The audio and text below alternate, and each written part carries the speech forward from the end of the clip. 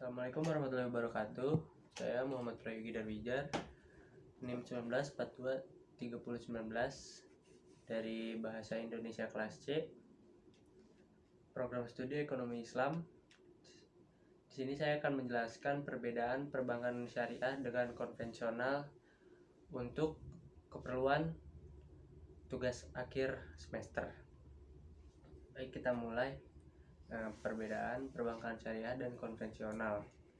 Menurut ahli yang bernama Kasmir, perbankan adalah kegiatan menghimpun dana dan menyalurkan dana, sedangkan menurut ahli yang bernama Darmawi, pengertian perbankan adalah segala sesuatu yang menyangkut bank, mencakup kelembagaan, kegiatan, usaha, serta cara berproses dalam melaksanakan kegiatan usahanya.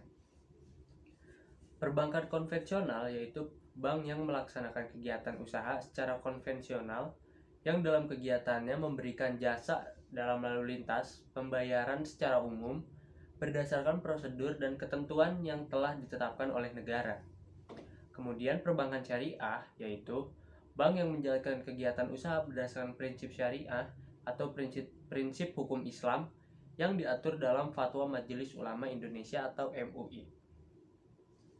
Perkembangan bank syariah memberikan pengaruh luas terhadap upaya perbaikan ekonomi umat dan kesadaran baru untuk mengadopsi dan mengekspansikan lembaga keuangan Islam. Krisis perbankan yang terjadi sejak tahun 1997 telah membuktikan bahwa bank yang beroperasi dengan prinsip syariah dapat bertahan di tengah gejolak nilai tukar dan tingkat suku bunga yang tinggi. Pada saat yang bersamaan, perbankan konvensional juga memiliki ketersediaan dana likuid yang cukup untuk operasionalnya. Bank konvensional dan bank syariah juga memberikan jasa-jasa pembiayaan. Jasa pembiayaan yang diberikan bank syariah jauh lebih beragam daripada jasa yang diberikan dari bank konvensional. Mengenai jasa pembiayaan yang dapat diberikan oleh bank syariah, bukan saja pembiayaan dalam bentuk apa yang disebut dalam istilah perbankan konvensional sebagai kredit, tetapi juga memberikan jasa-jasa pembiayaan yang biasanya diberikan oleh lembaga pembiayaan. Lalu kita lanjut, di sini ada perbedaan bank syariah dan konvensional. Bank syariah dan konvensional yang terlihat signifikan terletak pada bagian cara mendapatkan keuntungan masing-masing.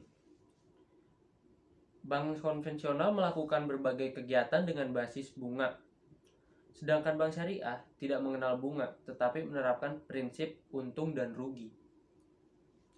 Dampak adanya perbankan syariah dan konvensional. Yang pertama, dampak terhadap stabilitas ekonomi adalah transaksi perbankan syariah berdasarkan pada hukum Islam. Pada transaksi ini menggunakan sistem ketersediaan barang terlebih dahulu sebelum perbankan mengeluarkan uang. Kedua, dampak terhadap pertumbuhan merupakan dampak selanjutnya yang dipaparkan.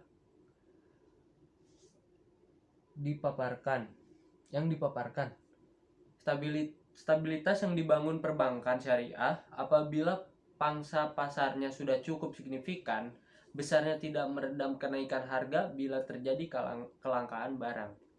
Ketiga, dampak pengoperasian perbankan syariah terhadap pemerataan. Perbankan syariah saat ini beroperasi dengan menggunakan sistem bagi hasil.